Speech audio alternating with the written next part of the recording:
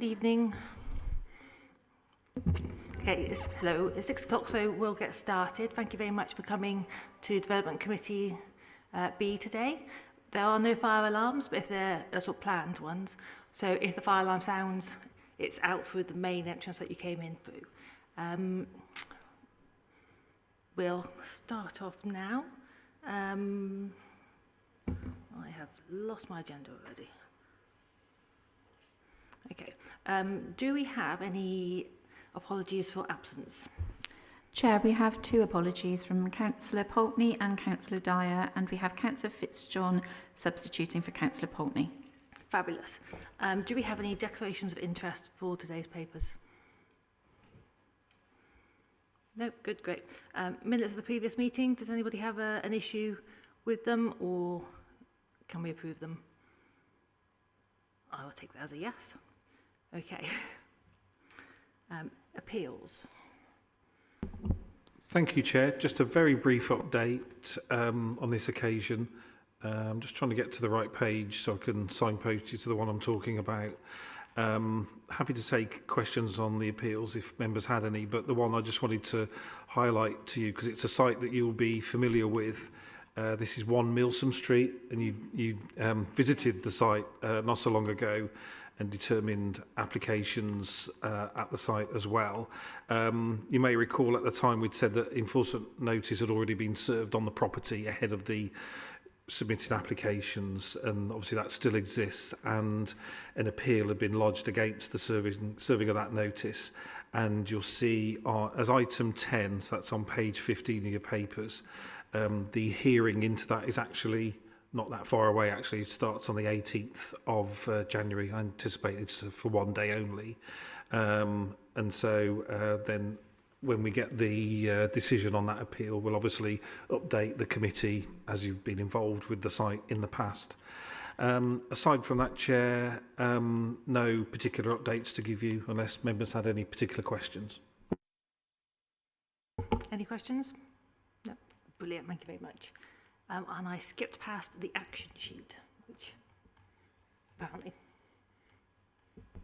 Yes, thank you, Chair. I know there was a request for me to give a verbal update on the first action, which was in relation to the proposals at Land at Home Gardens, which was a application that committee refused permission for.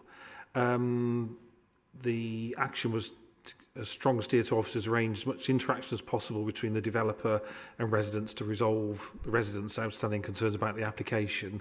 Unfortunately, we're in an appeal situation because the developer, the applicant, has appealed the council's refusal of permission.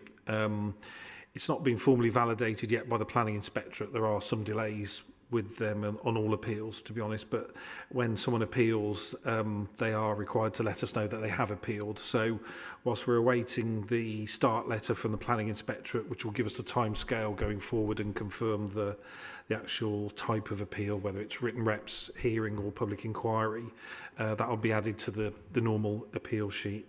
But unfortunately, we're not in a kind of a dialogue situation with them now. They're challenging the refusal of permission, and obviously we'll keep you posted with regards to how that goes. Lovely. Brilliant, thank you very much. And enforcement. Yes, after a barren spell for a while, you can see we've got a couple of breach of condition notices there.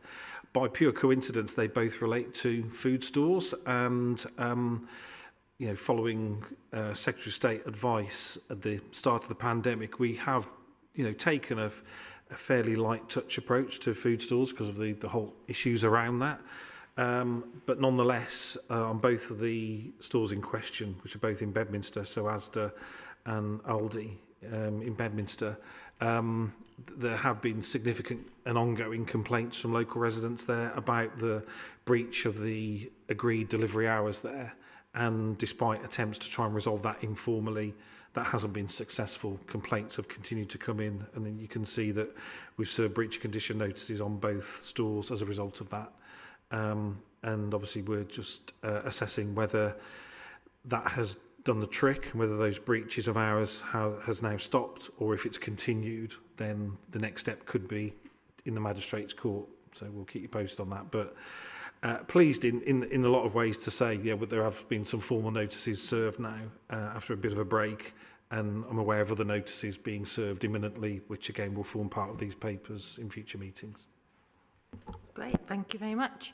Okay, so then we're going to move on to the public forum, and we'll take the public forum for each item on the agenda before we then look at that item. So when I call your name, if you could please walk up to the microphone wearing your mask, and then you can take your mask off when you speak, because otherwise we won't be able to hear you through your mask. We've got a traffic light system here where you've got your 1 minute for speaking, and it will go green when the minute starts, and then when you've got 30 seconds, it will go down to amber, and it goes red when the minute's up. And then I'll start waving at you and ask you to finish up. Okay, so we have got, who's our first person? Can I call Lee Madan, please, to speak?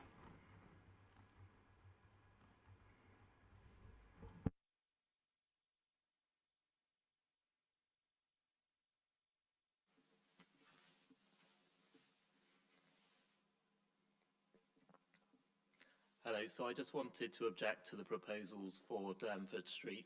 I mean, our roads are really, really narrow as it is, so anything that gets built is going to be right on top of us as it is. But these proposals not only go above a first floor, which might be reasonable, they've got second floor, some of them even have a third floor in higher. They're going to be looking right into us the whole time, and as well as being really uncomfortable to us being watched like we're in a museum all day, it's also going to be uncomfortable for whoever lives there as well. It's like they've just shown no consideration for where they are or how close this development is to where we live already. We've also got a real issue in the area where there's just a real crisis point with lack of parking anyway.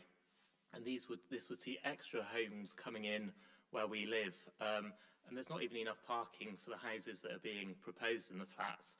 And they're also wanting to put a yellow line down Durnford Street and actually wipe out where we park already. So there's not going to be parking for people who live here and not enough for people there either. Great, thank you so much. Mrs. Billy Ray Jackson, please. Nope, okay. Ben Larkham or Michael Orr.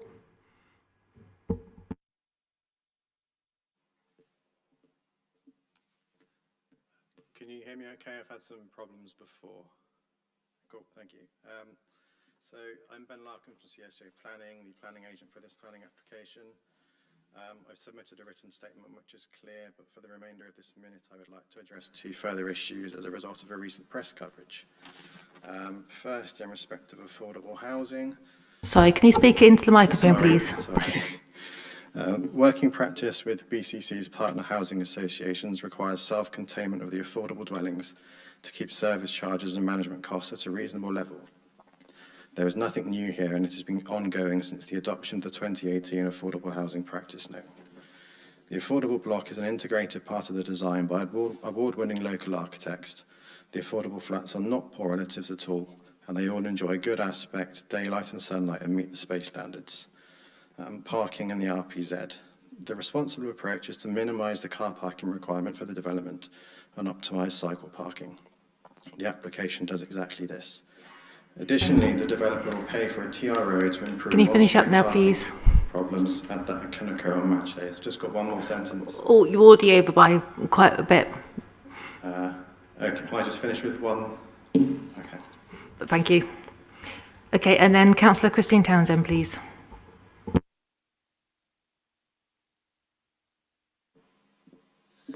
Hi, thank you. You've got my public statement, but what I wanted to do is to expand on your duties under the public sector duty requirement and also that of the planning officers.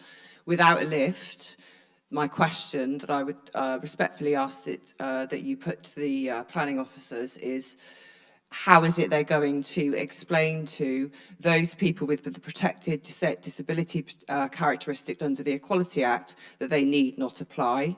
Without a lift, people with a disability will not be able to access these social housing units. And for me, that is a really big consideration and a really big concern. I'm not against this. I don't think my residents are against this. What we're saying is you need to come back to the drawing board and we need to discuss how it is that you make this accessible to those very people that need the housing and the 16,000 people on our housing list. The other thing I would also like to point out is whilst the developer may not like the term poor doors, I would invite you to look at the amenities that are offered to those because they're on low incomes. Thank you. Thank you very much. And just because I saw a couple of people come in, just to double check, are either of you Billy Ray Jackson? Nope. Okay, brilliant. In which case we'll move on to the officer presentation, please. Chair, if I may, I know the request normally is for us to circulate the officer presentations ahead of the meeting, because I know that I've literally just done that, so apologies that it's a little bit close to the wire, but members should have that on their laptops should they wish to view them on their laptops. Okay, that's great. So if anybody isn't looking at the screen, it's because they're looking at it on their laptops. Thanks. Go for it. Right. Thank you, Chair. Good evening, everyone.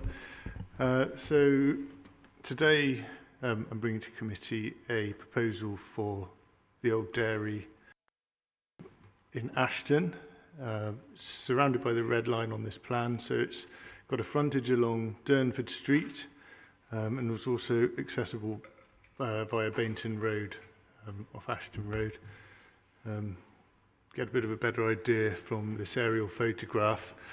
So the site is currently occupied by some industrial and commercial units and associated yard space. It's in a mixed use commercial and residential area, so there are other business uses in these warehouse type buildings as well as surrounding residential. The neighbouring site here you may recognise, that's often referred to as the old brewery site, and there was a recent planning consent for residential development on there as well, which includes flatted blocks up to 9 stories in height on the adjoining site there. Here are some photographs. I don't know if you can make out these blue shots, but these are principally from the Durnford Street frontage, and this one is viewing the site from the adjacent terrace street here. And then the next slide shows some from the other side. So this is the Bainton Road side. This is a view of the site from Ashton Road there. And this is the largest of the warehouse type buildings on the site, along with some neighbouring properties, just to give a bit of context.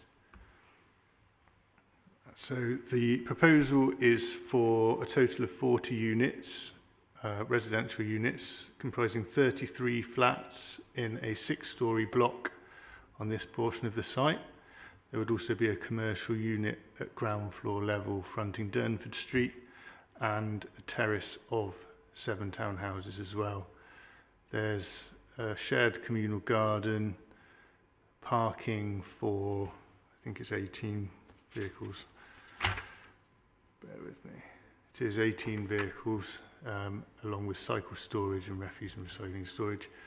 There is also, as part of the proposal, a new public route through the site, which would link Durnford Street and Bainton Road, Ashton Road beyond, and Greville-Smythe Park through here. There's a bit of a desire line at the moment, and it sort of shortens the route for locals to travel through the area. Here are some proposed floor plans.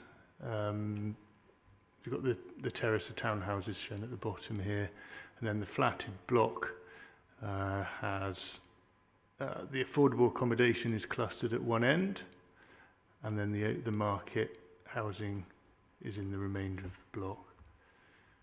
So in terms of elevations, this is the front elevation with the pedestrian public route through, and then from the rear, again, that's the other end of the pedestrian route. So we've got the flatted block to one side and the terrace of townhouses on the other. Side elevations, this one is against the adjacent commercial buildings, and this is the view from within the site. So just so you get an understanding, the pedestrian route runs through here. We have the commercial unit on the corner there. Entrance here to market housing, entrance here to the affordable. Pretty similar, different locations, just as visible. And then to give some context, so hopefully you can see the outline here. So that's showing the consented development on the neighbouring site, and then this development, which works as quite a good transition in height between that consented flatted accommodation and the lower rise terraced housing elsewhere in the surroundings. There's a 3D visualization, just so you can get an understanding, and then finally some CGIs of the development. So again, we've got the flatted block and the commercial unit here. This is a rear view, and this is the new routeway through. There's a good mix of housing on the site, a combination of 1, 2, 3 and 4 bedroom units. Yeah, that's probably a good one. Along with 20% affordable housing provision. The site isn't in a protected area in terms of the existing uses, and there's not an objection from our economic development team as to loss of those units. In fact, the existing units on site have consent, or the majority of, for conversion to residential already under prior approval. In terms of residential amenity, if I go to the layout, that probably shows it better. There is quite a tight grain between the proposed development and adjacent properties. That's not uncharacteristic for the area. The proposal has minimum separation distances between 12 to 14 metres at the closest points. The surrounding streets vary between just over 9 metres and about 17.5 metres. So it is within sort of the characteristic grain for the area. If we go back to the aerial photo, give you a better idea. I know overlooking has been raised as a concern by one of the members of the public speaking today. I would point out, as well as the sort of similarities in separation, the scheme has been designed so that the flatted block, which has the most height and therefore the most windows, is centred sort of with views down the adjacent Ashville Road. So whilst there would be some additional overlooking of properties and their gardens, in the main it's towards end elevations and also down the adjacent street. These townhouses here are 3-storey, so similar in height to a lot of the surrounding terraced housing in the area.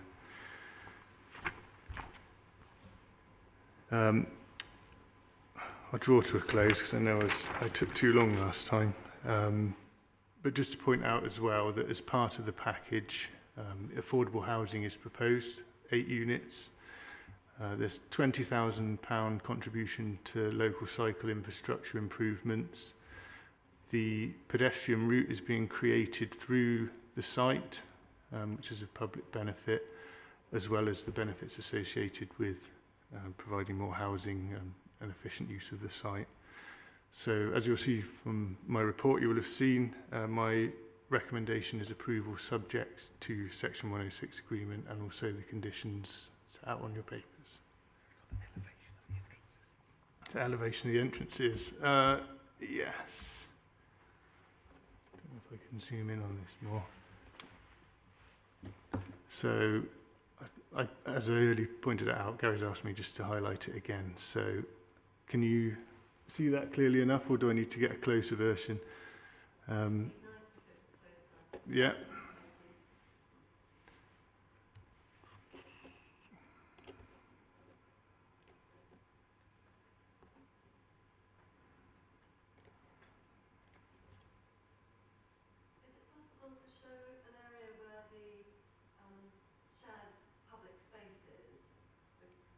Yeah.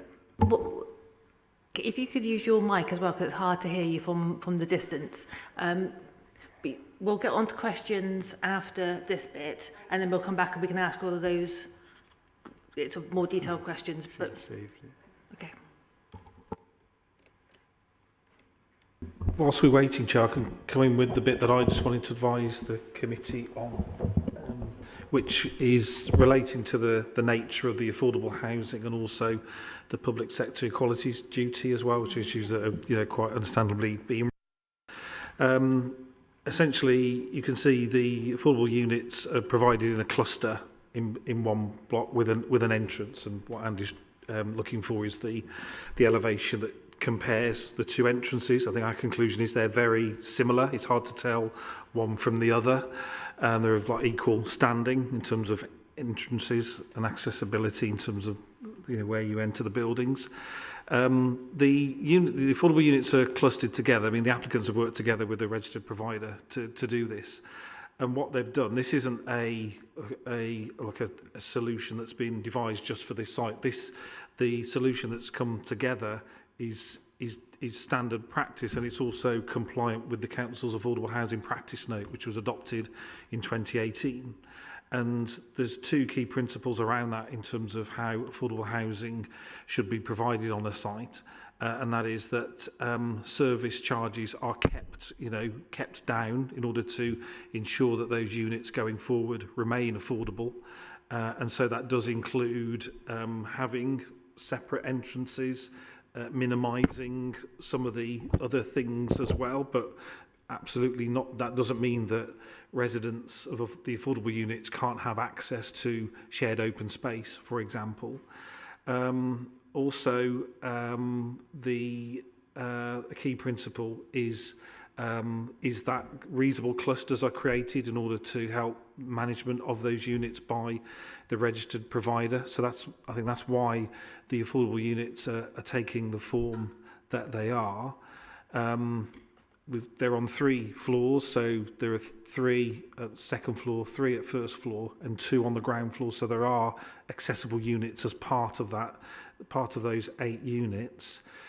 I think where the public sector equalities duty comes in, obviously we've covered off the specifics of the application we feel within the report, but I think as the kind of the form of the affordable housing is a product of the Affordable Housing Practice Note, because that was considered at that time as the guidance that the council was going to kind of put out there, and it was subject to a cabinet decision.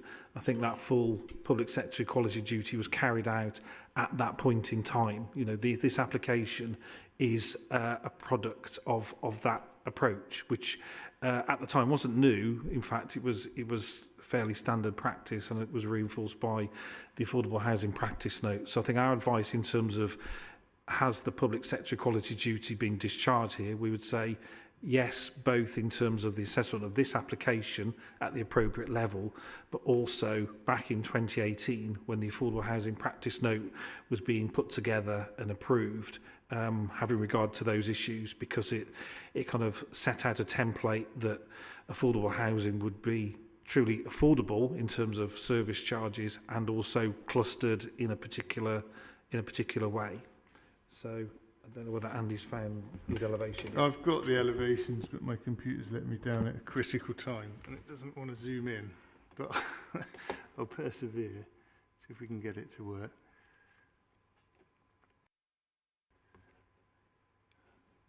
So this is the same elevation that I had in my presentation, and for whatever reason, I'll do it this way. There we go. So as I mentioned, we have the pedestrian route running through the site here.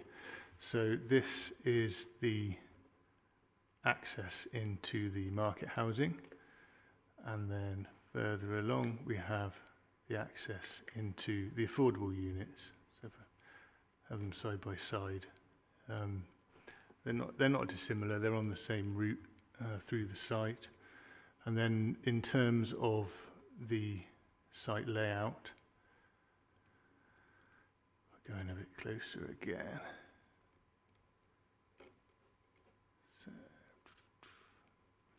So there was a query regarding public amenity space. So there is a shared residence garden area, courtyard parking, which is associated with the houses, and then again the public route that runs through the site.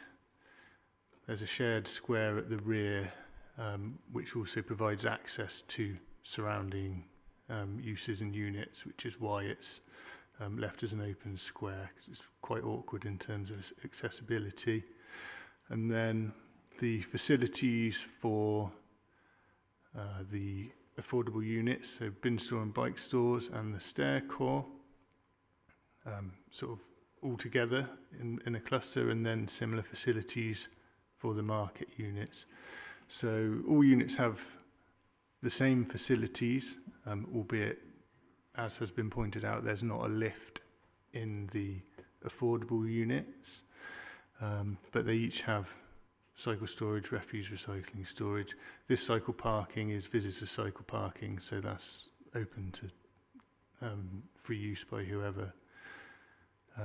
One thing I would point out in terms of the lack of a lift in the affordable units is that this part of the building is 2 stories lower than the remainder. But I do acknowledge that there is not lift access proposed into those affordable units. Okay, thank you very much. Tessa, did you want to kick off with questions? And then I'll take Fabian. Or is that just throwing you onto the spot?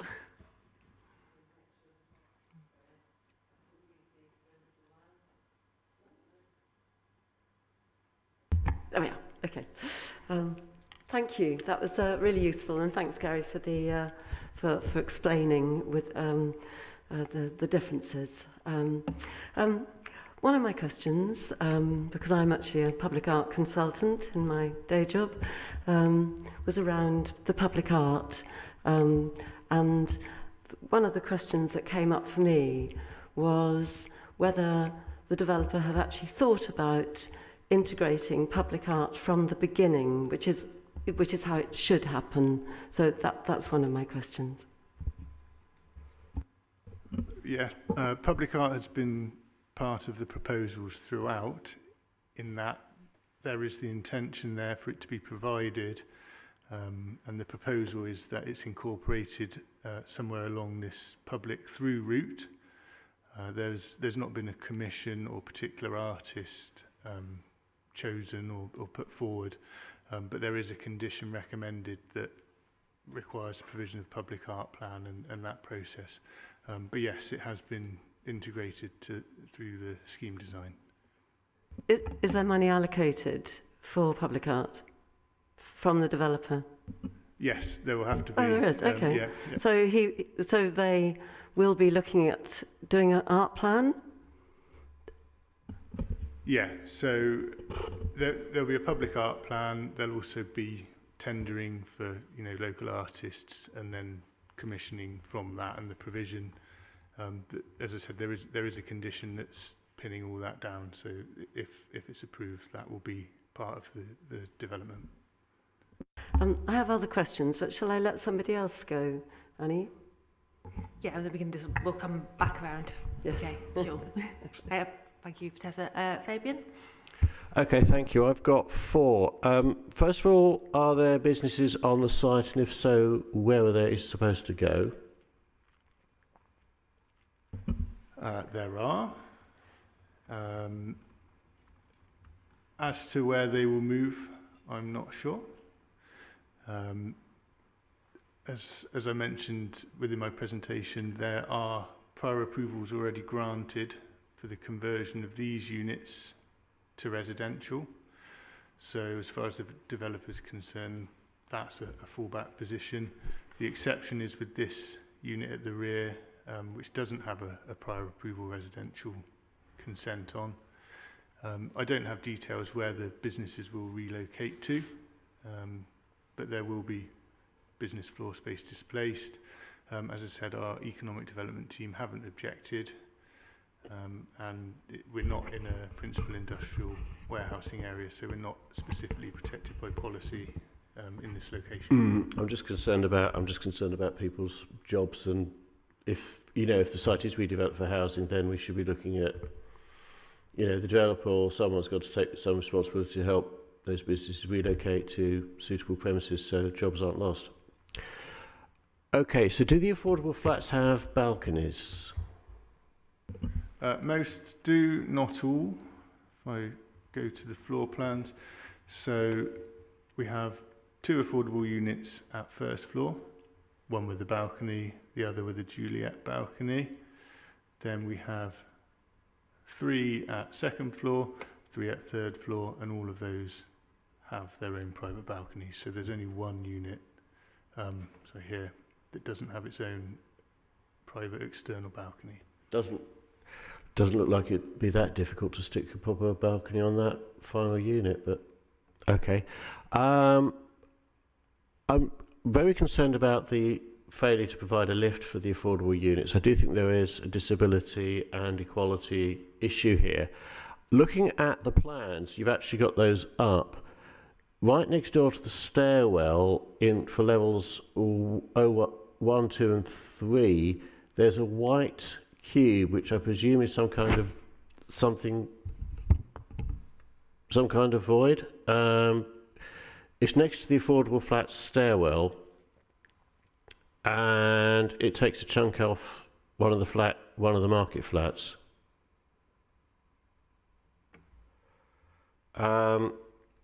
I'm thinking, could a little bit of replanning put a lift in there to provide affordable?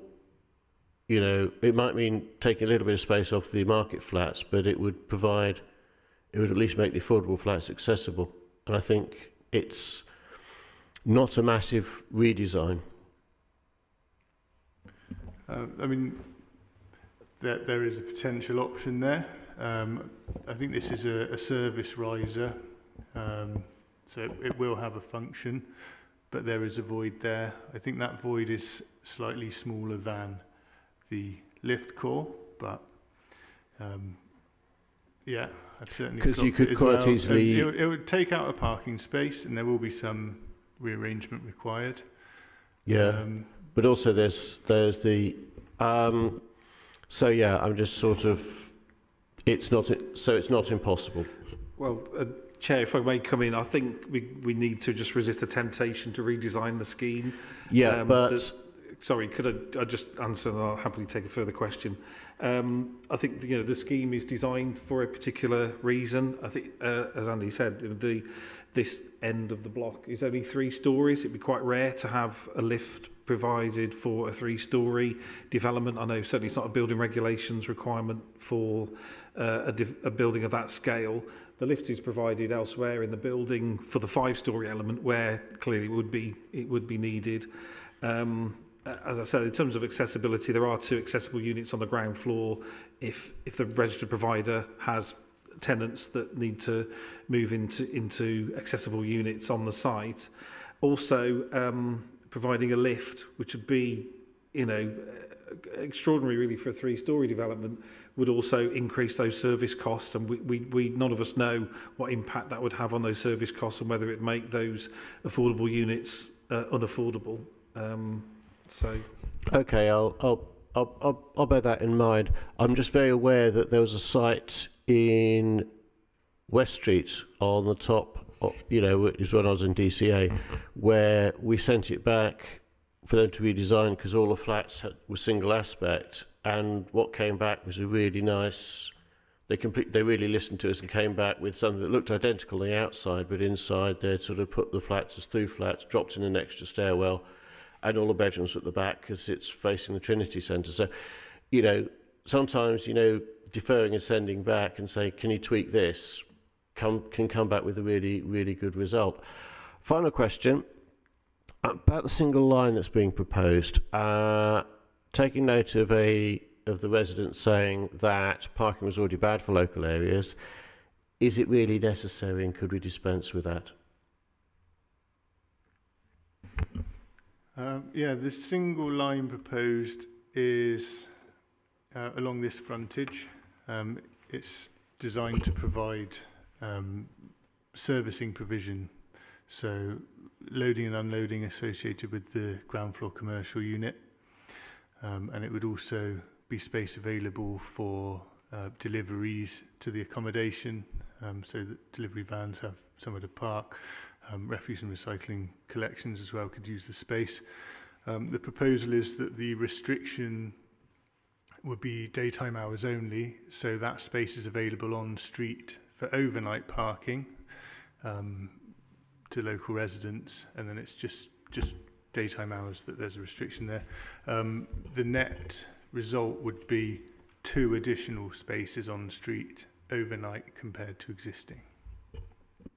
But I think we've got... but my question, if I can come back, Chair, please. But I just want to say, Transport have a response as well that they want to share, which might answer your question. Okay.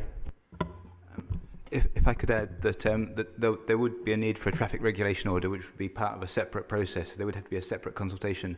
I mean, we do try and minimise the loss of parking because we know how sensitive it is. But as Andy was saying, it's kind of what's the minimum that's essential so that vehicles can get in and out safely. So the details still need to be worked out, but there will need to be a set of yellow lines. The exact boundaries we'd need to work out as part of the traffic regulation order.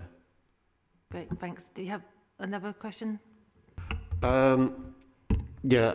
Okay, we'll see where we go, but there'll be separate consultation. Okay, that's worth knowing. Great, thank you. I have some questions. On the plan that has, so it's slide 6 on what we've got, it has the little garden on the end. It says Block A, so is that only for the residents of Block A?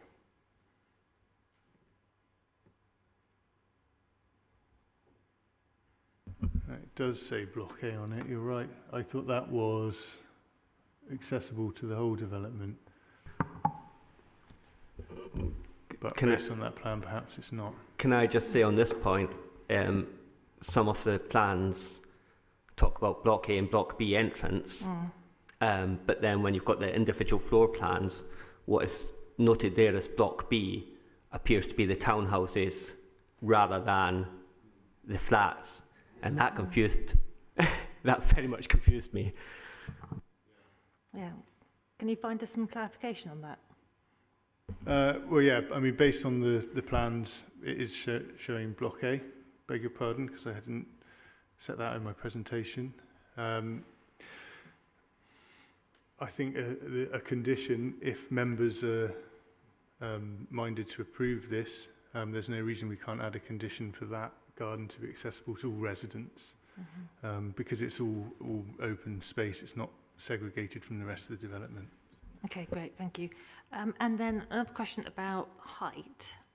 I noticed that you said that the sort of surrounding buildings are sort of like 3 stories, but they look like they're 2 stories on the street view. So, yes, 2 to 2.5 stories are the typical building heights. So you say 2.5 story, you may have a slightly more generous building height, and then sort of top floor rooms would be within sort of roof pitches. So the townhouses that are proposed along Durnford Street are slightly taller than the sort of surrounding terrace streets, but I would suggest not significantly greater in scale than the Ashville Road properties, which are 2.5 story, the majority of. do you have an image that has the like the street view of Durnford Street, that one there? That's opposite where the townhouses are. Do you have, or the existing ones? So an existing view. Let's have a look. Or could we find it on Google Street View or something I like that? can find it on Google Street View, yeah, that's probably. Lovely, thank you. And whilst he's finding that, Leslie and then Andrew, I want to ask you a question, and then Chris. Right then, you've mentioned in the report that you've got, I think it's about 16 parking spaces for the apartments. Are any of those allocated to the Sorry? Affordable, that's absolutely the word, thank you. The affordable flats. No, they've all been allocated to market units. Right. And what about the 4 parking spaces on Benton Road? Are they on the highway, so anybody can use them, or are they specifically for these flats? If they're on Bainton Road, that's part of the highway, so they would be publicly accessible. But So they're not. They shouldn't be included in the number. They haven't been. I don't know where that confusion has come from. There are. Apparently, 2 of them are easily accessible, but if they're on the highway, any of them, they're no good to this development. Yeah, they're not. So we have. But they are mentioned. They are mentioned in the report as being part of the development. On Bainton Road. Yeah. Okay, I think there's been some cross wires or a typing error there. We have parking within the ground floor for the market flats. And then we have a disabled parking space here, and then we have 7. Sorry, it's because I was looking for something else. Chair, can I just come in on this because I had a question? Can I have one question at a time a minute? Because if I just point out where the parking spaces are first, we've got some spaces for the market flats. Then there are spaces here as well. These are allocated to the terrace of houses, and there's also an accessible parking space here. I'm sorry, I can't hear you. The acoustics in this room are dreadful, and particularly from up there. So shout. Right, we've got 18 parking spaces altogether. Mm-hmm. All of those are within the boundary of the site. So we have some in the ground floor undercroft parking area for the market flats, and then in this open courtyard area for the terrace of houses, and there's an accessible parking space here. That's 18 in total. None of those rely on parking on the public highway. I thought we had 23 at one stage. But yeah, all right, there were more, but we got a communal garden included as part of the scheme, which was at the cost of some of the parking. All right, let's go back to the affordable housing then. And they haven't got any parking spaces. They haven't got a lift. They don't seem to be very accessible if they're on 3 floors. And it seems to be a very poor deal for the poorer person that needs an affordable home. Yeah, there's no lift access, and the parking spaces are not allocated to the affordable units. The parking provision is 45% provision, so there will be other units within the development that don't have a parking space. That's not an uncommon arrangement. In terms of the accommodation itself, putting the lift issue aside, they all meet space standards. They're a good quality of accommodation. They all but one have an external balcony. They'll even have views across Greville Smythe Park. So I appreciate that while they have no parking and there's no lift access, I don't think that the quality of the flats proposed is poor. I don't think that's fair. I think they're a good quality accommodation overall. Okay, but they haven't got the things that I know. There's only 45%, but they're still getting a raw deal overall. If you look at all the affordable accommodation. Yeah, agreed. Let's carry on with the questions for the moment. And so it's Andy, then Chris, and then Katja, and then Fabian. Sorry, Andrew. I've got lots of questions. I'm going to follow on that car parking issue. But one of my comments is I found these papers very confusing to read, partly because it's got sort of a history of previous comments from different officials. So, for example, starting on page 30, there's the Highways Officer's comments from November 2020, which highlighted a whole lot of points. And I was marking it all up, going, why are these loose ends all been left? And then we come on to another statement from Highways Officer, which has addressed the points because there's been further changes in the plans. And it would have been quite nice to have just had paper that presented comments based on the plans that are coming to committee rather than a history of things which are now redundant.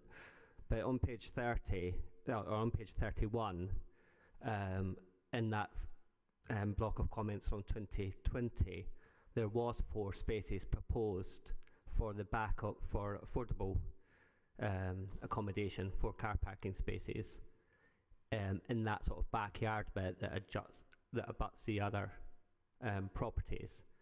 And then that seems to have dropped out of the proposals altogether. So I just want to absolutely clarify that point. Where there was originally talk of using some of that space to the rear of the site for car parking, that is not now the case. Yeah, that's correct. At the point of amendments being submitted for the application, there were 4 spaces and some landscaping removed from this area.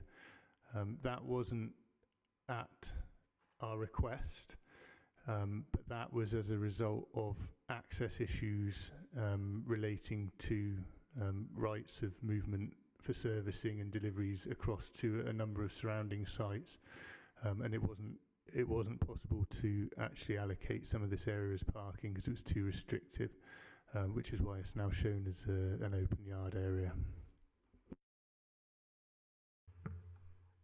So, to pick up on another point that's been raised, which is to do with the single yellow line and the restrictions, which the papers talk about being restrictions to allow for deliveries between 10 and 4, but the conditions that have been applied to the application say from, I think it's 8 to 6, or, it's a longer window. So why hasn't the conditions applied to deliveries to the commercial unit match the single yellow line proposals?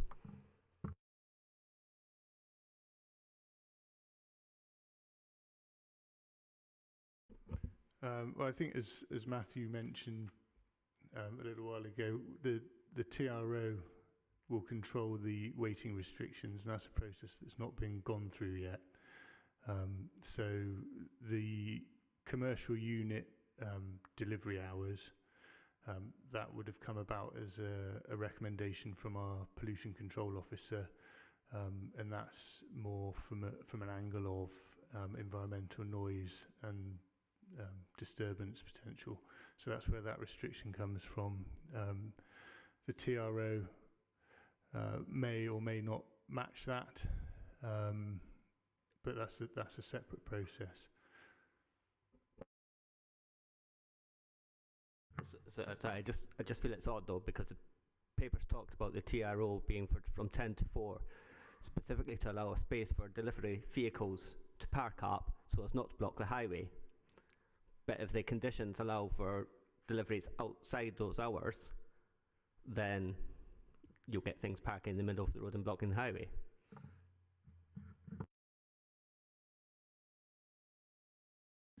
Yeah, we can change one of the conditions if necessary. Would you prefer a TRO that prevented parking and allowed servicing for longer, or do you feel it's more appropriate to have a lesser sort of delivery and servicing window for the commercial unit, or don't mind either way? I mean, I wouldn't want to comment at this stage. I was just merely highlighting that inconsistency in the 2 approaches. I think if we get to the stage of looking at approval, then we maybe need to discuss that in more detail. Exactly, we can come to that in the debate bit should we need to, rather than sort of straying into the debate too early on. Okay, so then it was Chris, and then Katja, and then Fabian, and then they'll come back to you as well, Tessa, if you've got more questions.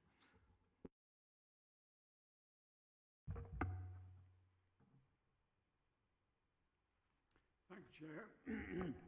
I'll try and be brief. Can you do it into the mic, though? I love Sorry? that you've switched it on, but can you actually speak into the mic as well, please, Chris? Chris, just put it towards you, or bend it down. That's good. Is that better? That is perfect. Thank you very much. You've got my dulcet tones clearly. Good. Yep, my question is this. The public sector duty requirement, which has already been mentioned, are we complying legally by what it demands that we do? I'm left just wondering where we are with it, so perhaps somebody'd like to fill me in. Gary? I don't mean that in the way it's usually taken.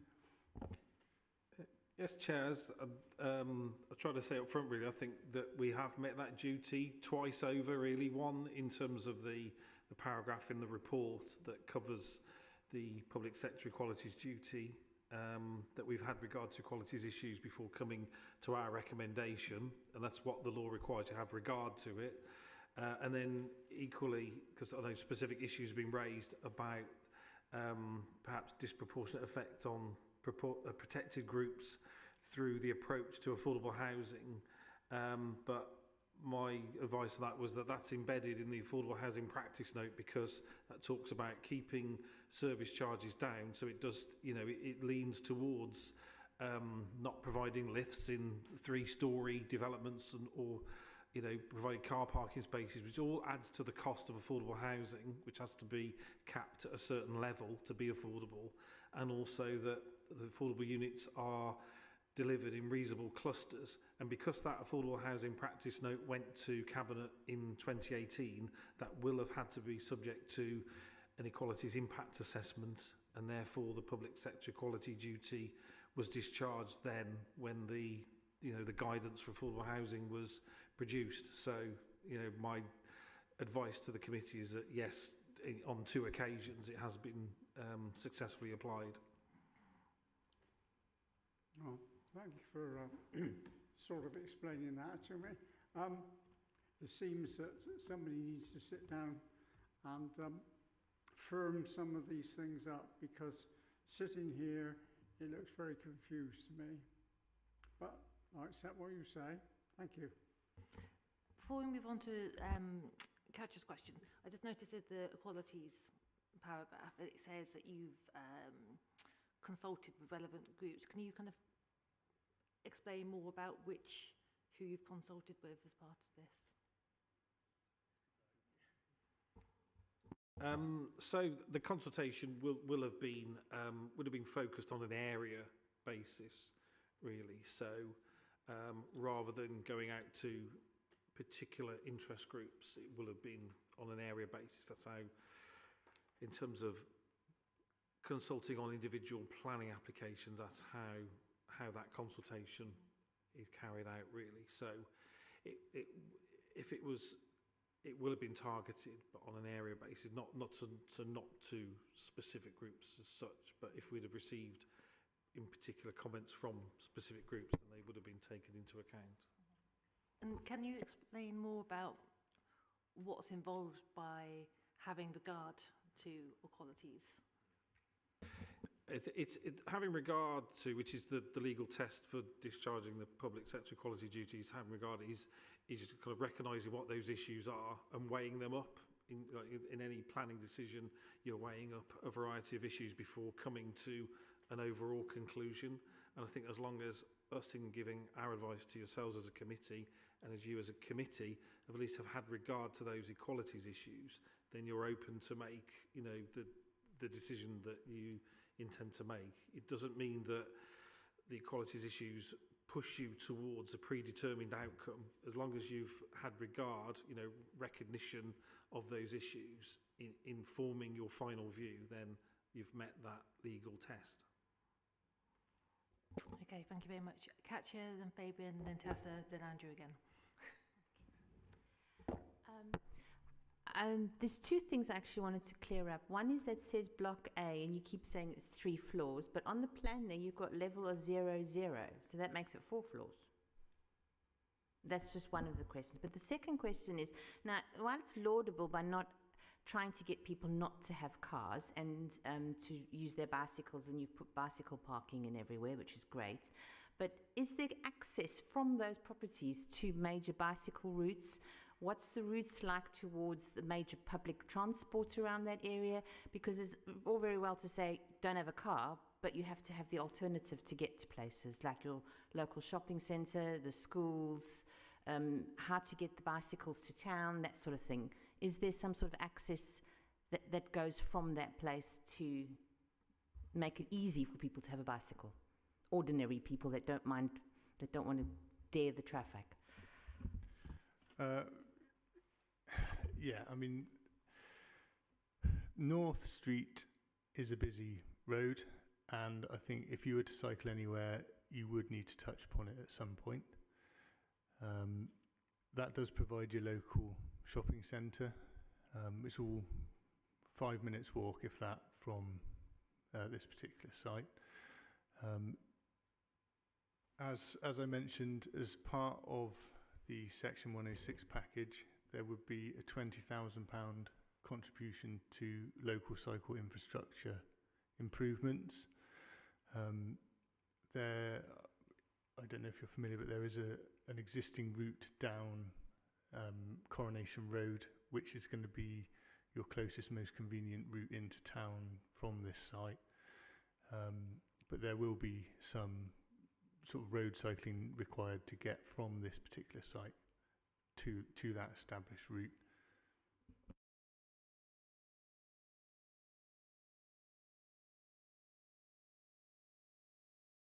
Sorry, is it 4 floors or 3, or what's the 0, 0s underground? No, it is 4 floors and 6 floors for the flatted block, with the ground floor being shown on this proposed layout plan. So all of the residential units, market housing and affordable housing, are first floor upwards. So they're 4 floors, not 3 floors? Correct. Okay. Fabian? Okay, thank you. So just to be clear, all the affordable flats are upstairs. So if you can't use stairs because of disability issues, you can't actually get into even the lowest ones. First point. 2, there are no parking spaces for affordable flats, even if you're disabled. So if you have to use a car, there's nowhere for you to put it, while able-bodied open market occupiers can park willy-nilly. I really find some of the inequality quite offensive. I appreciate the need to keep the maintenance charges and all of those things down. I understand that fully, but we have to think about, you know, we're going to have to, personally, I'm thinking we're going to have to defer this and send it back for some tweaks to actually address some of these issues, because otherwise, you know, we at very least need a couple of disabled spaces for the affordable units for disabled people to access, and we have to make sure that disabled people can at least get up to the flats on the first floor, if not further. Yeah, no, I don't disagree, but we're steering into debate now. Yeah, and I think okay. we've still got some questions left. Tessa?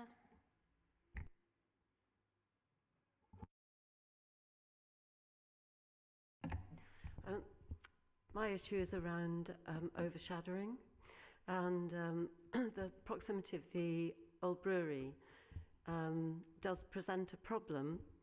It's been raised by, I noticed, the Civic Society and the City Design Group pointed out that if the 6-storey block was reduced by 1 floor, it would increase the light considerably in certainly the outside space, but also in the surrounding flats. So that is a consideration, and there's nothing you can do about the old brewery because it's 9 stories, and I think that's been passed now. But the proximity is a problem because it is reducing the light considerably.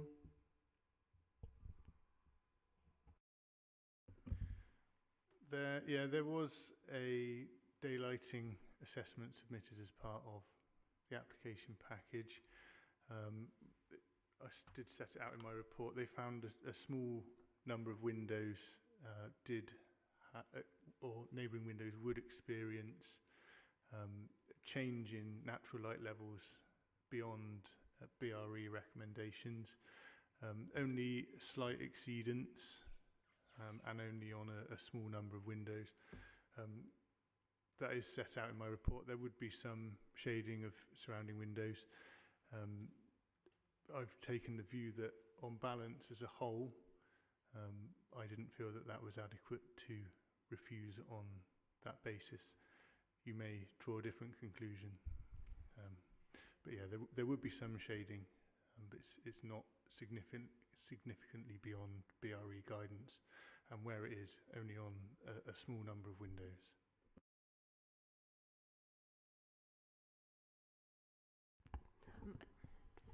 Just to say, sorry to bang on about the public art, but it is normal for the planning application to actually have the art plan as part of the documents. That is actually acceptable. It's what used to happen in Bristol, and it doesn't have to be a massive document, but it should actually outline how it's going to be integrated and how that's going to go forward. And at the moment, there is nothing.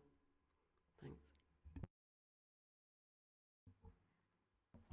I think practice has varied over the years, really. I think, and Andy said that there is the commitment to do it and there's reference to it in the plans. I mean, some developments will be perhaps more advanced or some less, depending really. So, but it is capable of being conditioned, and that's what's being proposed here. It's I don't think it's a refusal issue in itself.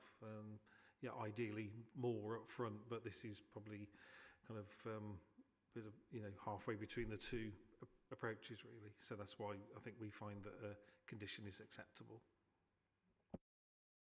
Okay, thank you. So do you have those Google Street View images?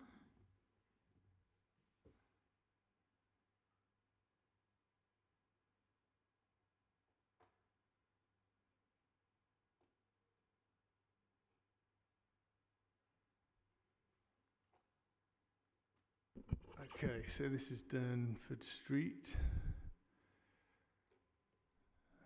So the site is from this boundary here, so there's existing yard access down along, so there's these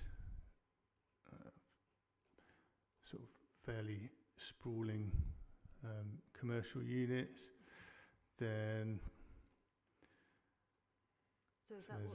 so this is on the opposite side, so there's a bungalow here and then terraces of houses that sort of have end elevations facing towards the site.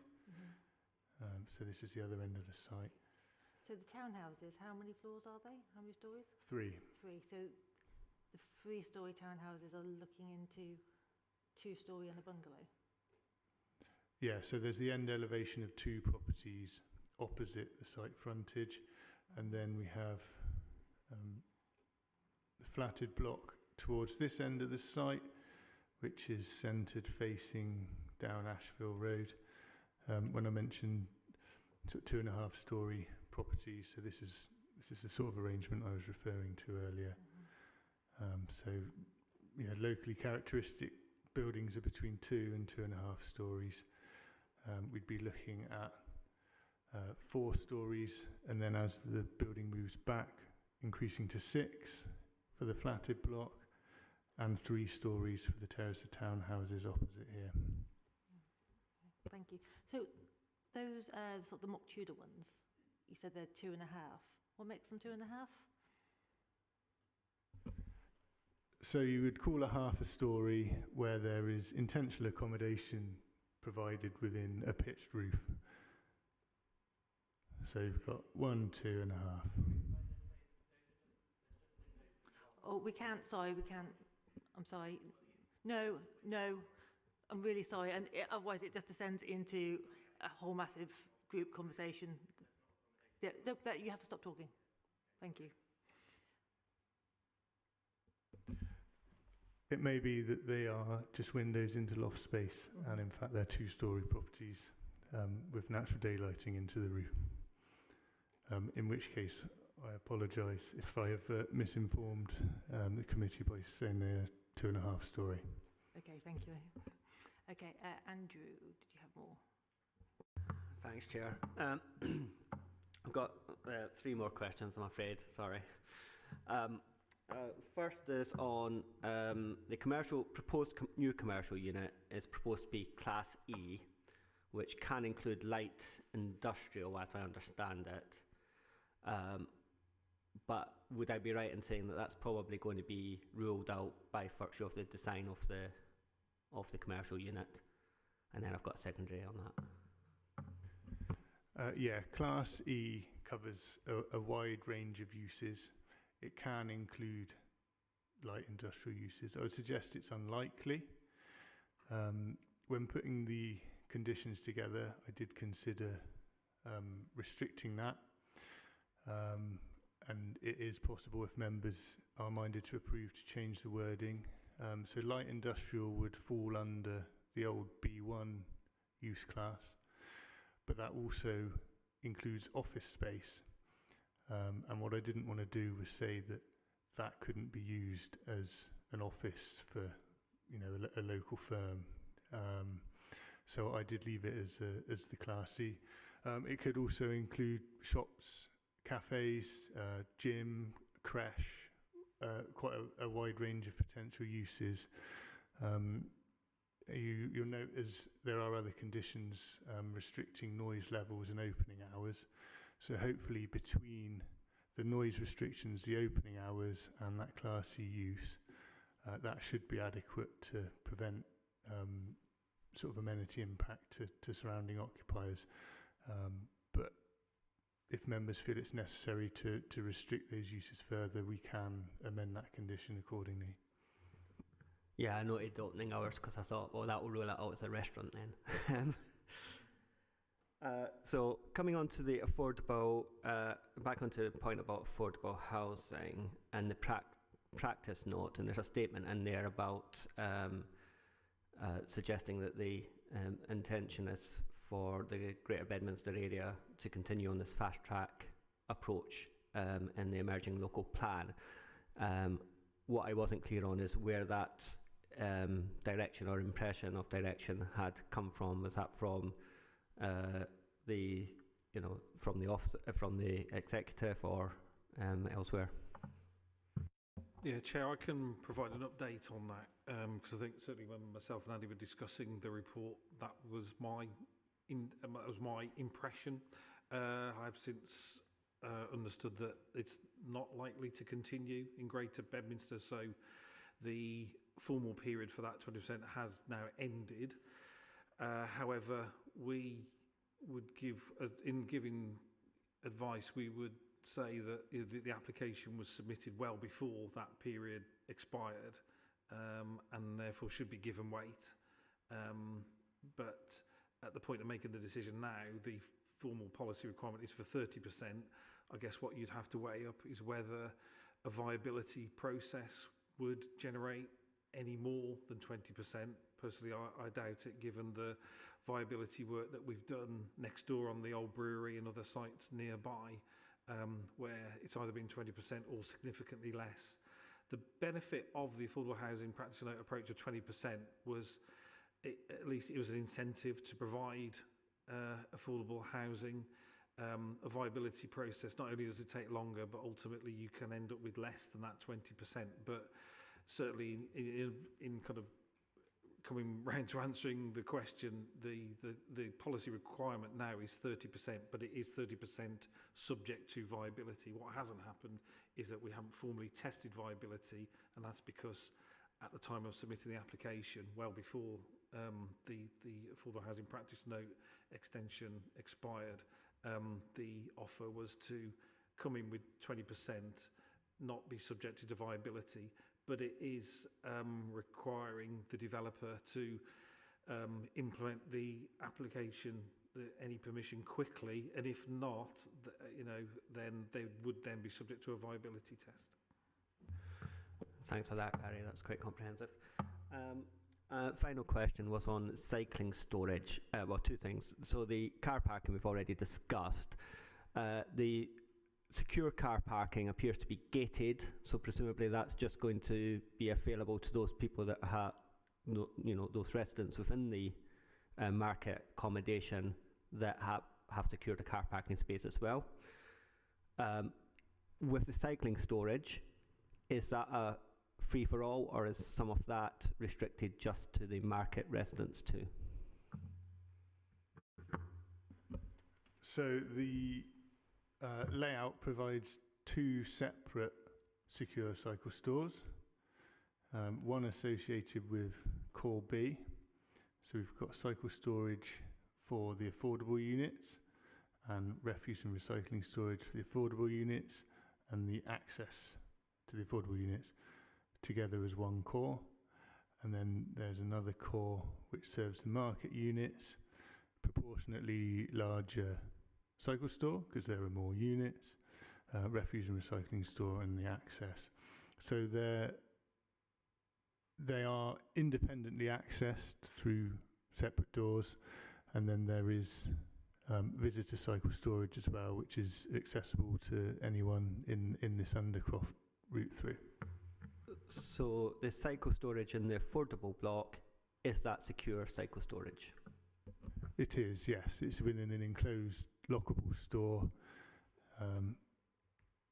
and in both stores there's actually an over provision of cycle storage compared with our policy requirements. If I go in here, you can just see a bit closer.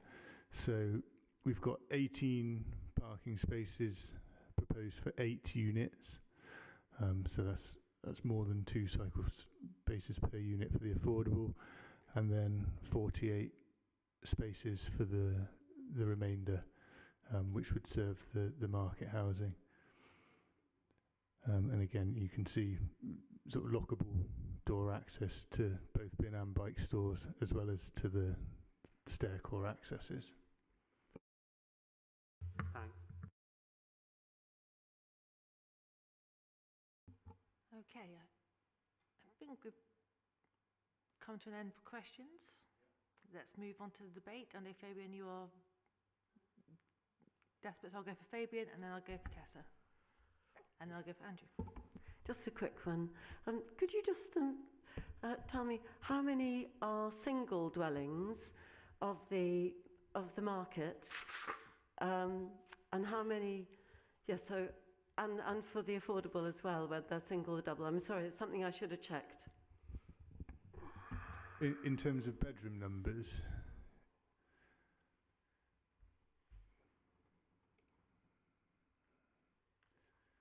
reason is that I'm very familiar with the Bedminster Green development, which is 2,500 units, which is in a similar kind of area, and we actually have a lot of single dwellings, and what the residents feel is that we actually need more space for families.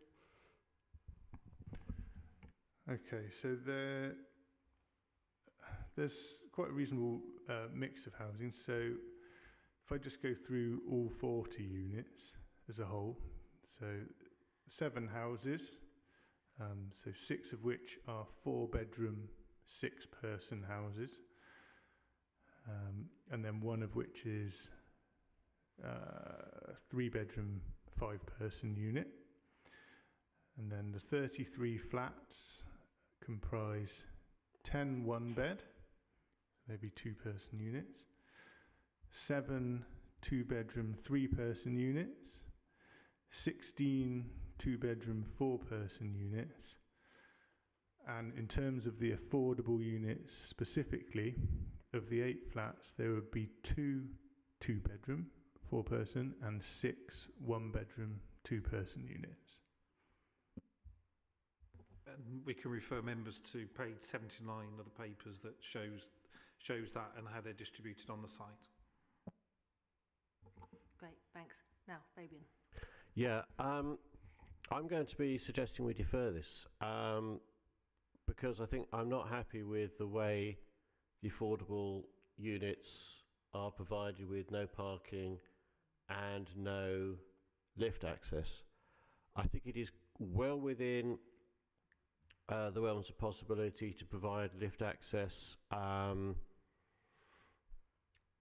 either taking a chunk out of on the first floor flat A16 and the lift goes against the outside wall, or you take a chunk of A15 out and you create access and the lift goes in the service hatch and you put another service hatch.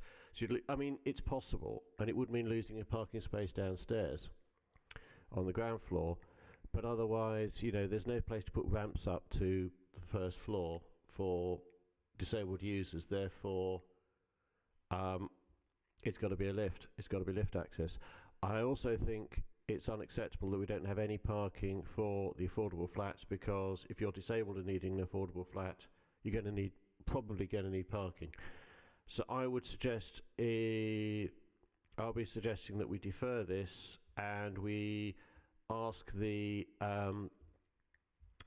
developer to come up with a location for the lift shaft for the affordable units. I know it's only 3 units, but we took 3 floors, or 4 floors actually. It's not 3 floors, it's 4 floors, so that probably does hit the limit. I would be prepared to sacrifice the Block A residence garden, have that parking area reconfigured. Maybe you herringbone the parking spaces with, you know, an access against the back wall. You herringbone them against the that would allow more parking spaces, and that would enable some parking spaces to be allocated to the affordable units, and would enable us hopefully to provide some disabled parking as well, because I think that's, you know, otherwise there is no access. It's able-bodied people only who can access this. No, I don't disagree. I think it's crucial though that the outside space is also retained as well, but for, you know, use of everybody that lives there.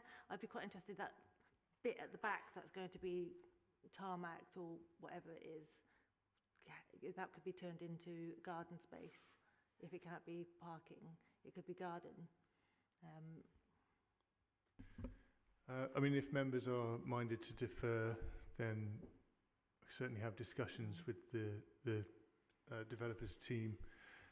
As I mentioned, there was some landscaping and parking shown in that area originally, and that actually was removed, not at the council's request, but as a result of the surrounding units needing access to their properties, including from HGVs. So this is the area we're talking about, and it provides access into service yards for these units. So wait, hold on. Are you saying that the affordable accommodation is overlooking a service yard where HGVs are going to be driving into? It's an access through an area that would reach other service yards, if that makes sense. Yes, there are rights of access across it to this yard here, which is an established arrangement. And that's the end of all the affordable housing? It is the end that the affordable housing is proposed, yes. Yeah. I don't like this. I'm with Fabian. I think we ought to defer it because, you know, I accept that, you know, on balance, the sort of place that you've come down on, you know, the planning have come down on, is that the impact on the people who are living in affordable housing and the mitigations are acceptable. But looking at the evidence, I personally can't support something that does so clearly separate the people in the affordable housing in terms of parking, in terms of even where they are on the site, no, the accessibility of it, 4 stories up, people having to walk all the way up the stairs, especially when we know that statistically speaking, people who are in need of affordable housing are more likely to have poor health outcomes and therefore more likely to need that lift access than other people. Even if they don't at the point that they move in there, they are statistically more likely to end up developing conditions that means that they will need a lift. So, the lift bit is really, really crucial, I feel. So, I mean, I'm just agreeing with the deference on those bases and, having to have equal access to all of the facilities for all the people that live there, because it doesn't matter whether or not we kind of technically call it an integrated separate block. It is essentially the same block, so it does count as a poor door, and everything else about it is a poor door to my mind. Katja, or actually no, I said Andrew first, and then Katja, and then Leslie. I'm basically going to agree. I mean, when we went through the walkthrough at the agenda setting meeting, I actually thought this was going to be quite straightforward, and I wanted to support it. And I think there's some good features, including the new access through the site. But, having read the papers, heard the representations and the debate, I can't support this, so that's where I'm at. Katja, and then Leslie.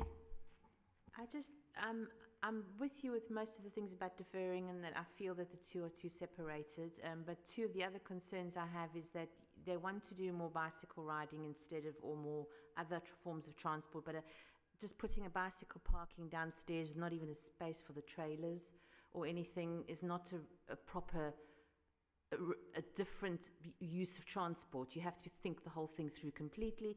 Then I'm totally in sympathy with the disabled access, as you've just said it, with the people getting more disabilities. But one of the other growing numbers of people that need affordable housing are single mums. And I don't know if you've ever tried to get a pram up 3 floors or a double buggy up 3 floors. I mean, that is another issue as well. So, Leslie? I think probably a site visit might be a good idea as well, so that we can just see how much land is allocated to the various bits of the project.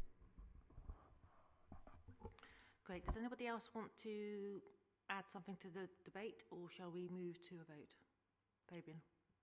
Yeah, I think we need to sort of specify what we want addressed. I mean, you actually look at the ground floor plan, the access area for the market flats is about 3 times the size of the access for the affordables.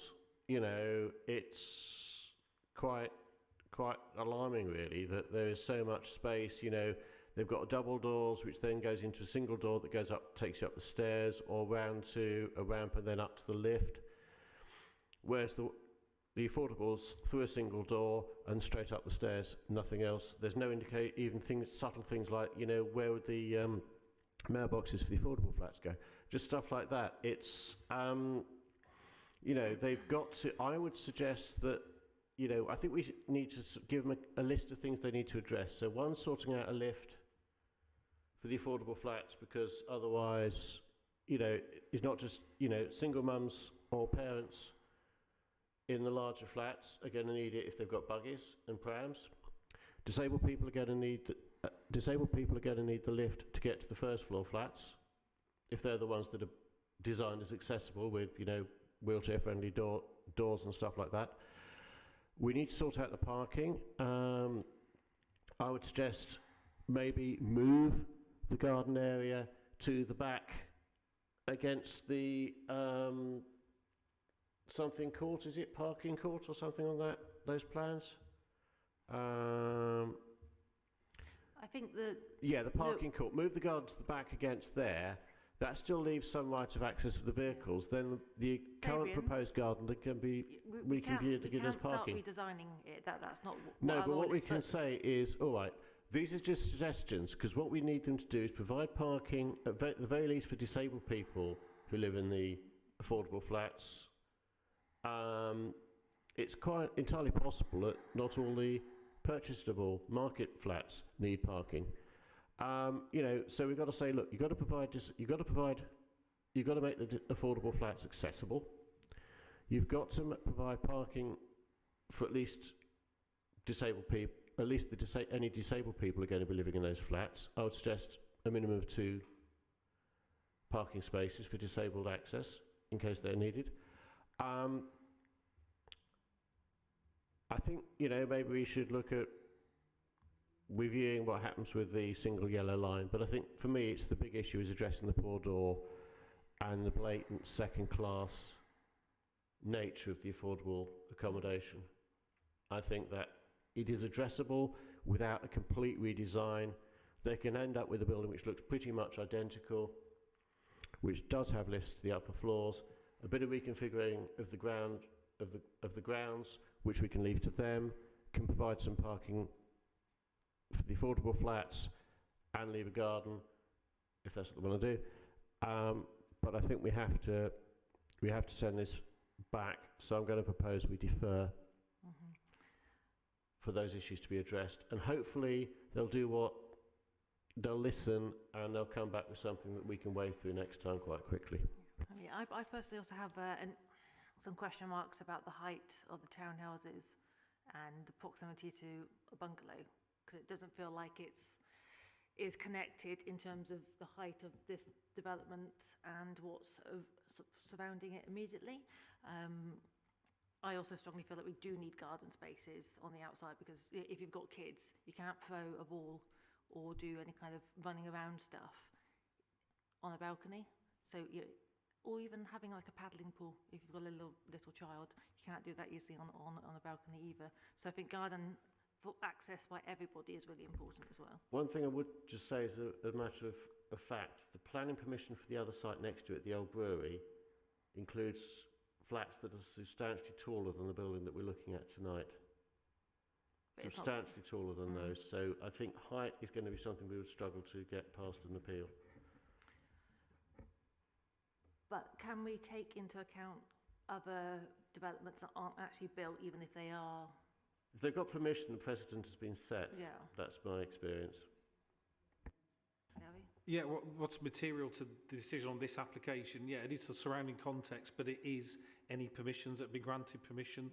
The old brewery scheme is haven't been there for a while, but I think it's close to implementation. Certainly, we've been discharging conditions, so that development is going ahead, and it is greater scale than the one before you, and you need to give that way. I think it's clear.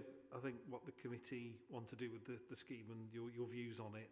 All I would say that all the comments together, it's a different scheme. It's a different scheme. But the applicant's representative is here listening to this. Obviously, this is all recorded. And so what we'll suggest, we'll have discussions with the applicants and we'll say, well, you've heard all the feedback. How are you going to address it?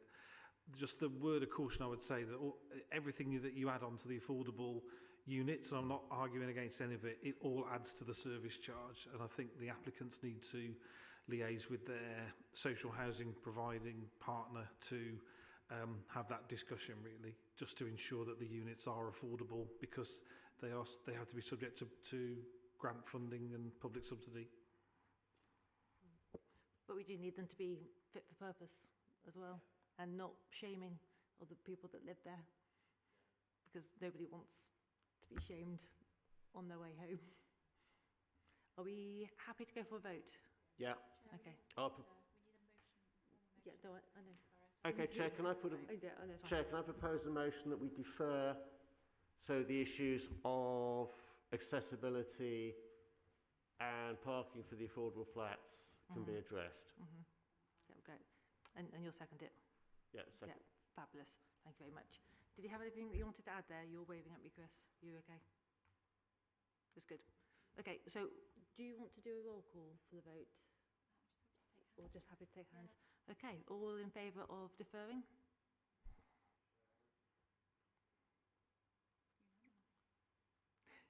Great, that's deferred. Thank you very much.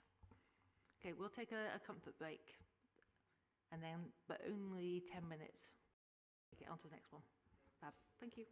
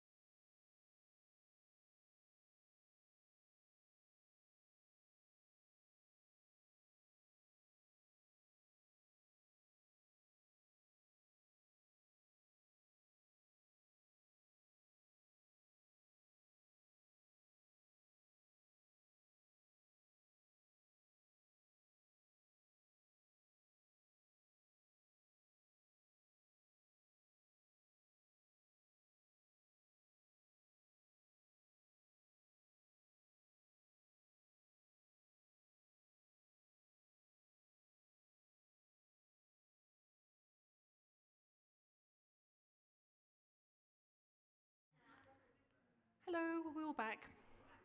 Great. Okay, we'll get started on the second application, which is Bishopthorpe Road. I'm going to first call Councillor Philippa Hume.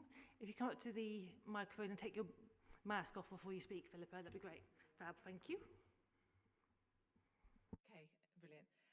So as my voting record on the other committee shows, I do always, generally do support well-considered development, but I think this case is not well considered. And doubling the size, the number of bedrooms in the house will be really difficult for neighbours. And 22 people applied over quite a short consultation period over Christmas and New Year, which I think really shows the depth of feeling amongst my constituents in what is a family area of, really quite attractive houses. They're not Clifton beautiful houses, but they are attractive and balanced in their own right. So my main objection, or of the local people, is noise. And with over double the number of bedrooms, the HMO would be quite crowded. As you know, if you live in an HMO, you use your bedroom to entertain people, to work, to study, to listen to music, quite possibly late at night. People go out to smoke, they're out for barbecue. So there'll be a lot of ambient noise, both for the immediate next door neighbours who are adjoining and for quite a significant area around. It's on a corner and there are a lot of houses very close, and that would be challenging for people, working from home and so on. Can you finish up, please, Philippa? Yeah, also parking, that's another problem. We all have loads of complaints about parking, but parking here is really bad because of Southmead Hospital, and cars zoom around that corner, and that would be another big challenge to the area. Great, thank you. Thank you very much. Richard Warsnop, please.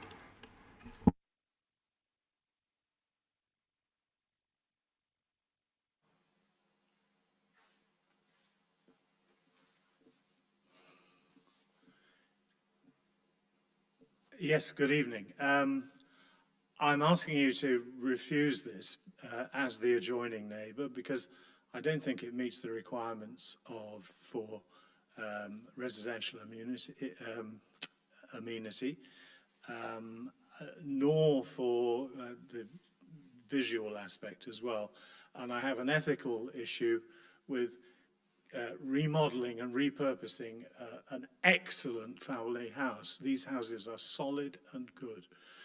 The noise, it will partially be modified by having sound insulation, but there's a lot of noise in HMOs that's much bigger than that.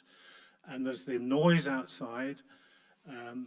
To get all these 7 rooms in the building, it means building an extension which will unbalance a really quite attractive house.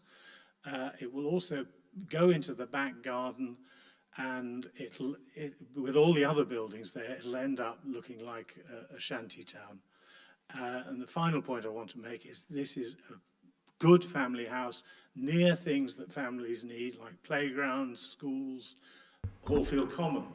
And it would Can I ask you to finish up there, please? shame to turn it into an HMO. Thank you. Thank you so much. Okay, we'll go on to the presentation, which we've been sent as slides. Kate, please.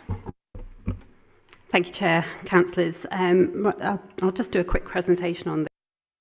As it's for 2 Bishopthorpe Road, and as you can see, it's for a change of use from a dwelling house to a large HMO.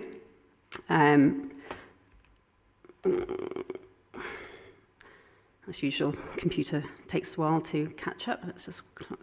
So the location is here with the red dot. It is on a prominent corner with Wellington Hill West and Bishopthorpe Road. Here's just an elevation of it. It's this one here. As you can see, it is a semi-detached property. And if I go, this is from looking down Bishopthorpe Road. So this is the property here. So this is a resubmission of a previous application, and this is what had previously came into us.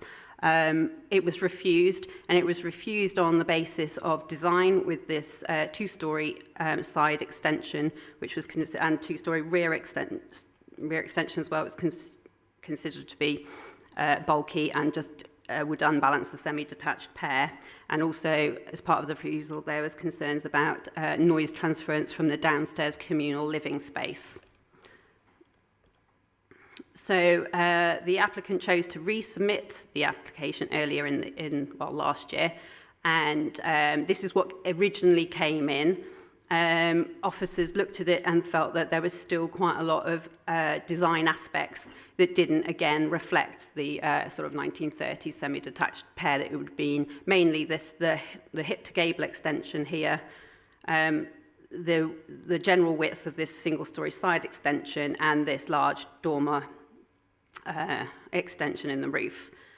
So the case officer secured amendments as part of the application process, and as you can see, the hip to gable has been removed with the original roof being retained. The rear dormer has also been removed, and there has been a slight reduction in the width of this single-storey side extension. This was party to, as it has been mentioned by Councillor, that it was this change scheme was part of a reconsultation recently, and that did garner, which should have been on the amendment sheet. So just to raise that, there was 21 objections following what we consider to be positive alterations. And just to put it into block form, here's the single-storey extension here. As you can see, it doesn't really exceed the building line that's established on Bishopthorpe Road. It retains an open character to the corner, and ultimately we don't think that the extensions are anything other than what you'd normally expect on, even if it was a dwelling house. It meets all of the requirements of our extension SPD. So we feel that the design changes have been a positive change in that respect. So generally, along with the positive design alterations, with regard to the issues of noise transference, they have sound insulation has been proposed along the party wall, not only on the communal area downstairs and the bathroom that was downstairs, which was the concern of the pollution control officer. Also, the applicant has stated that they will put insulation across all party walls, so that's the upper floors as well.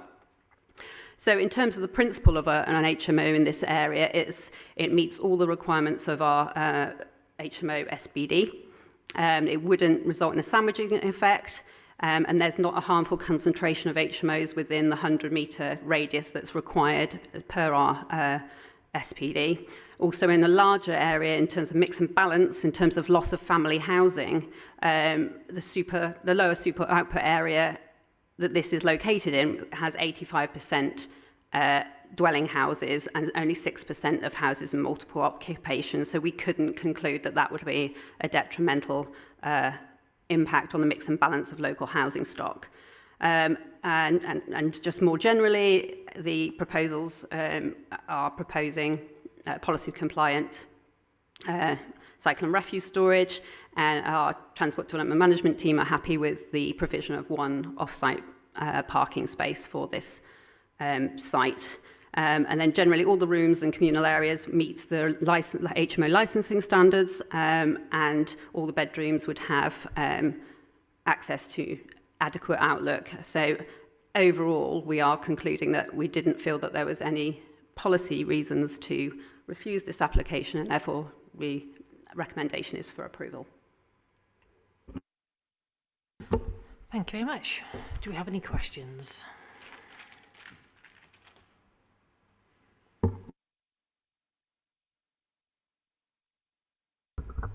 Yeah, you said there's one off-site parking space. So where exactly is that space? I'll just show you. Yeah, sorry. I'm not sure if can you see it? It's here. It's there.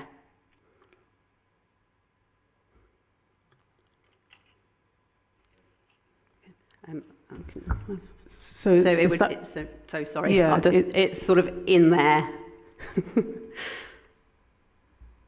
So within the area.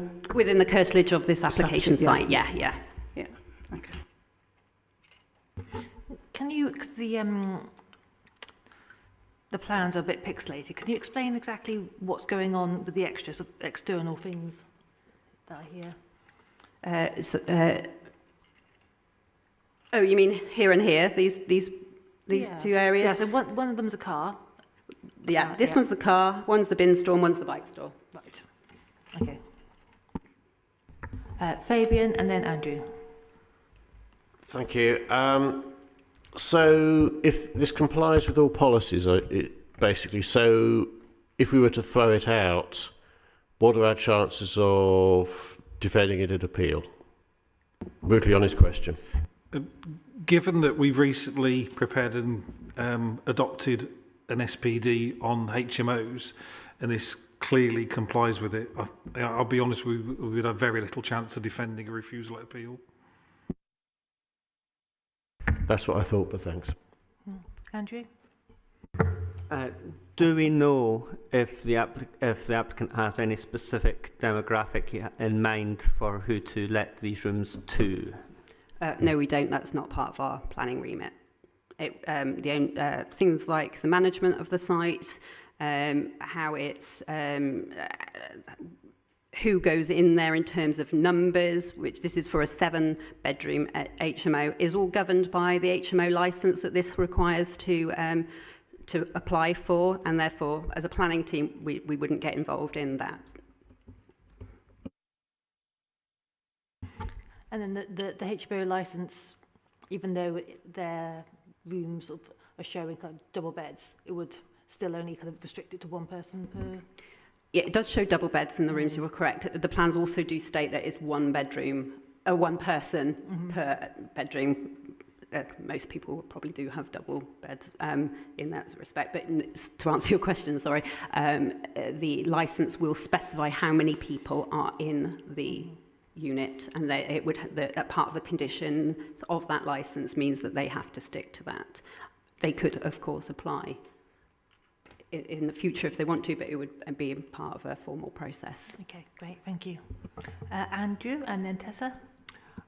One of the things that strikes me is that the previous application was also for 7 bedrooms, and it's now been pared down twice as part of the new proposals. What has been sacrificed? Has there been additional communal space sacrificed? Are the bedrooms just all smaller? Are there fewer bathrooms? It puzzles me. Basically, yeah, the bedrooms have got smaller, but it still meets the HMO licensing space standards for a unit of this size. So again, we felt that, you know, the design impacts outweighed the reduction in space, but it still meets the minimum requirements of that. So that was our conclusion. Okay, Tessa then Fabian. Can we actually ask who is putting in this application, and, you know, are they somebody that's got a number of HMOs around Bristol, and do they have a kind of good reputation for, you know, managing their properties? I don't know the answer to that question. It's not a planning consideration. The HMO licensing process would ensure that the management of this type of facility, or, you know, dwelling actually, would be conditioned by the licensing terms. But no, we don't have any information on that. But as a planning officer, we don't ask those questions. No. So, yes, it cannot be that. assumed. Yes. I've got another question. I may not have this correctly, but I believe there's been an increased emphasis on beautiful housing, and in 2021, planning policy also said that, I was written down, basically new developments should be high quality, beautiful buildings and places. And would you say, in your estimation, these changes to this building are going to follow that idea? Yeah, you're correct. That wording was put into the National Planning Guidance this year, or last year, since 2022 now. beauty is in the eye of the beholder. This meets our design requirements in respect of our SPD on extensions. We feel it's a sympathetic addition, given what we started from, and we don't feel that it's actually it would warrant a design refusal. Again, beauty is a word.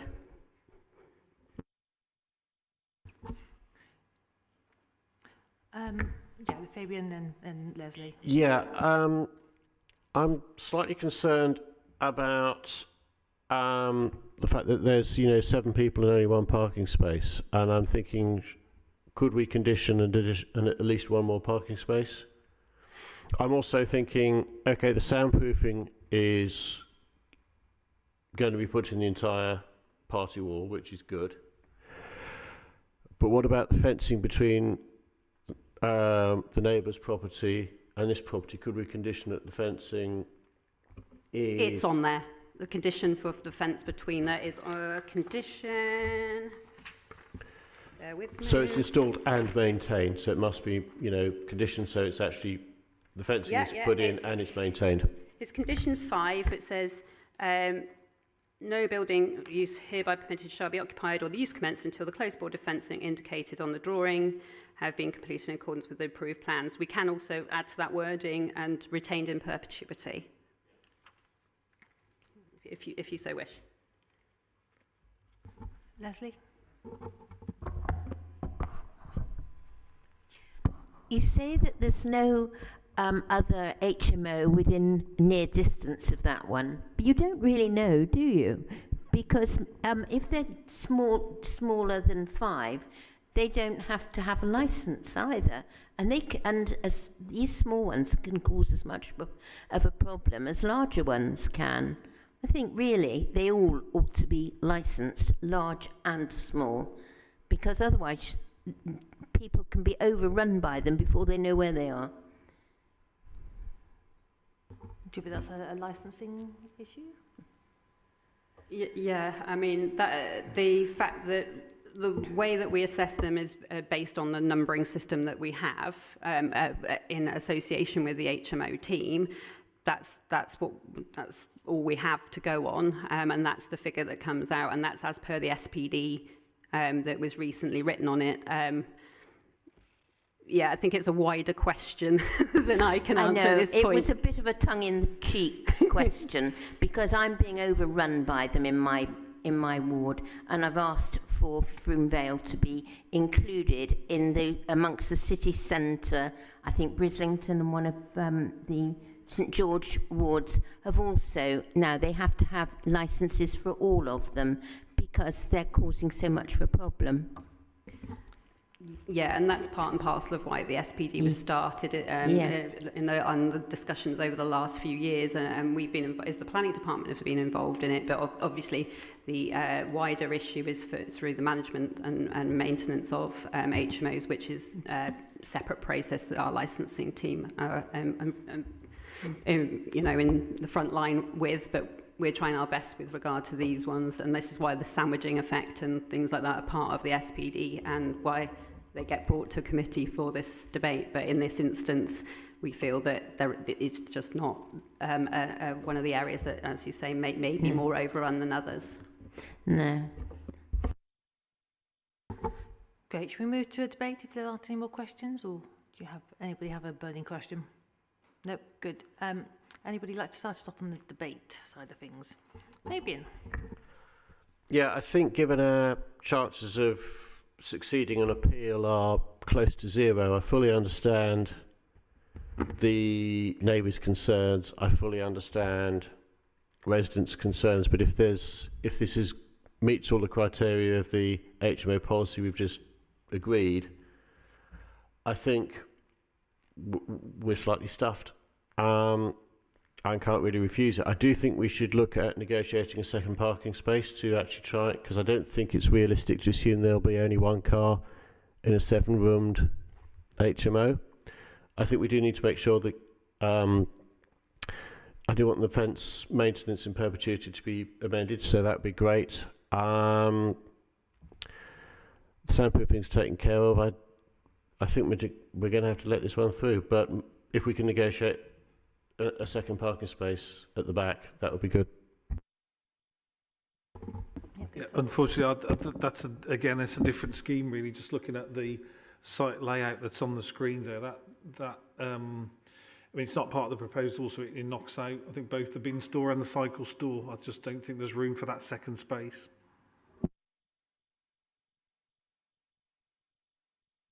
I mean, I suppose there may be space to park a car in front of the space, but of course that has its problems. Yeah, so, it's ultimately Transport Development Management looked at it and didn't feel that the impacts on parking in the location were severe to refuse it, and many HMOs don't have any parking spaces, and this one actually does have an half space parking space, so that was our balance. I don't think we can fit another one on. Okay, Sorry. fair enough. Okay. I just think, yeah. And then, considering quite how close it is to Southmead Hospital, and the sort of lucrative business of renting out car parking spaces, is there any way of having assurance that this car parking space will be for the people who live here in this building, or instead of being sort of rented out by the landlord?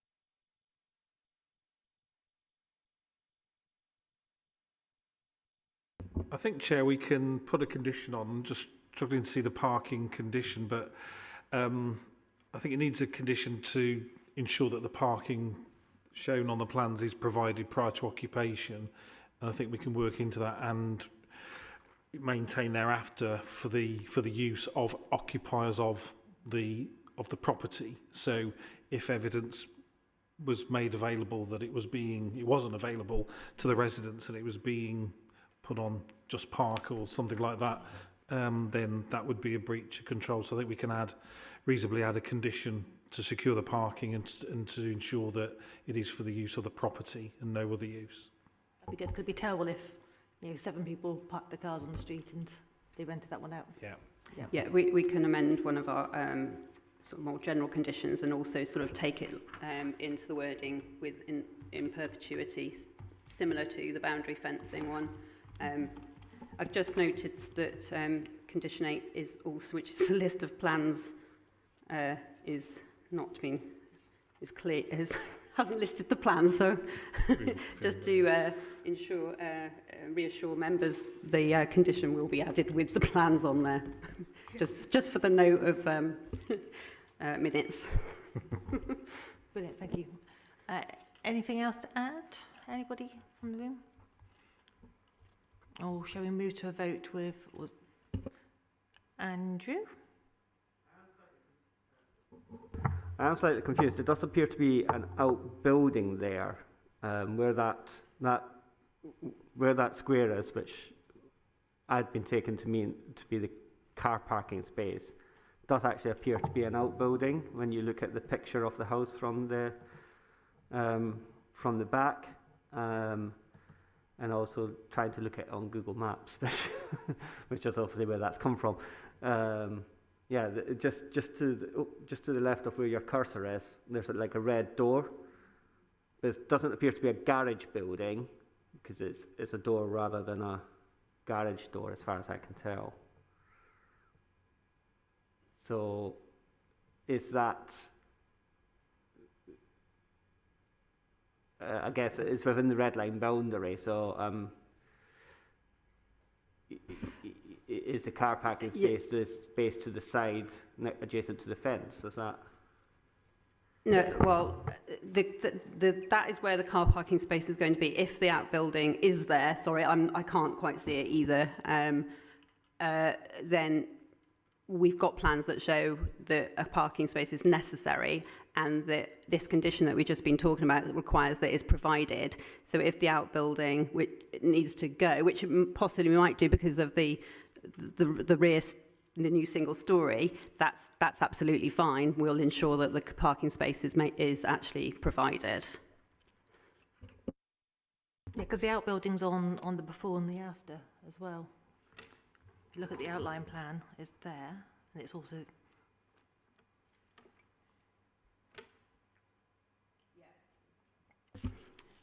Yeah, it may well be that all of the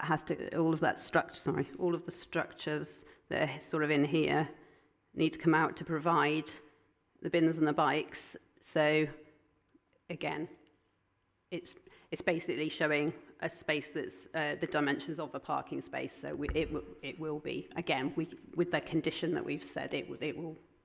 Yeah. Whether it comes down or it is there and it has to come down, or that is the position. Chair, I think we can actually leave our officers to ensure that condition is met. Andrew?